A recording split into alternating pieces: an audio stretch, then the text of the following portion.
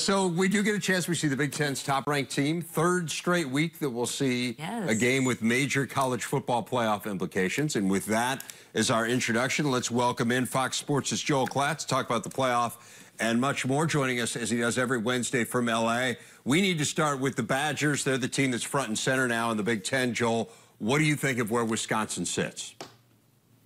You know, it's okay. Obviously, they've got to feel somewhat comfortable that there's some more respect being given to their division, obviously with Iowa and Northwestern's inclusion into the top 25.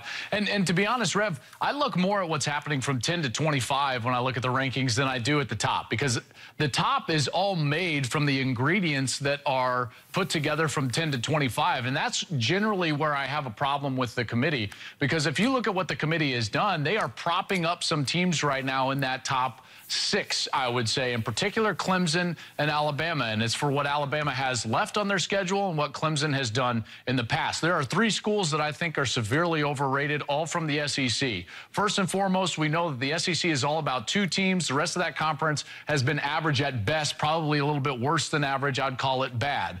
Auburn is not the best 2-loss team in the country. I think that's laughable. Michigan State clearly has an argument for that spot. Ohio State has an argument. Maybe even USC has an argument for that spot. Mississippi State, where they are, is somewhat laughable. And then LSU all of a sudden gets included in the top 25 in order to prop up Auburn, in order to prop up Clemson. LSU is a 3-loss team that lost at home to Troy. So I don't really care if their defense played tough against Alabama in a game that everyone watched on Saturday. Those are generally where my eyes go when I'm talking about the rankings. So when I look at Wisconsin, that's what I fear, is that the committee is going to start propping up some of these other brands and other teams with what they're doing from 10 to 25 versus allowing Wisconsin to earn something on the field.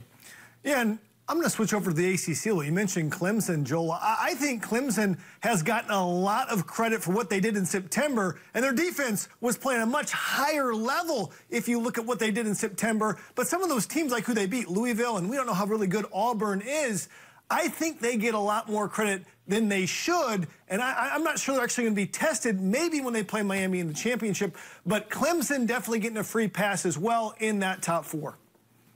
Yeah, and this is another part of the issue. Now, listen, I don't want to just bag on the rankings, but the fact of the matter is that the BCS ranking system was much better. Now, you might not have liked only 2 teams playing a national championship game, but that doesn't mean that the ranking system wasn't far superior to what we have.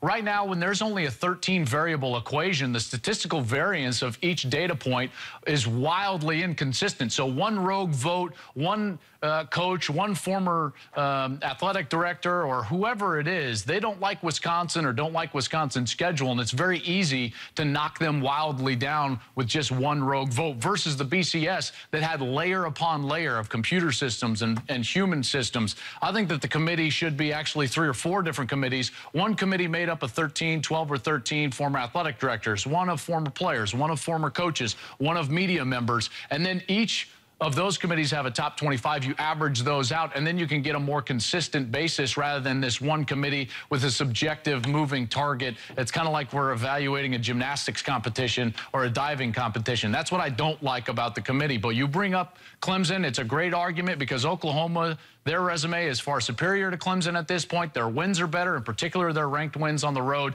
Their losses better, plus their yards per play margin far better. It's 3rd in the country behind Alabama and Washington. You brought up Clemson as well. Their defense on September 23rd was ranked 3rd in the nation in scoring defense. Since then, they're 24th in the nation in scoring defense. They're giving up 20 points per game since that point. That's up from 9.5 around that September 23rd mark. So they're clearly not playing the best football of the year, and yet the committee continues to give them a pass.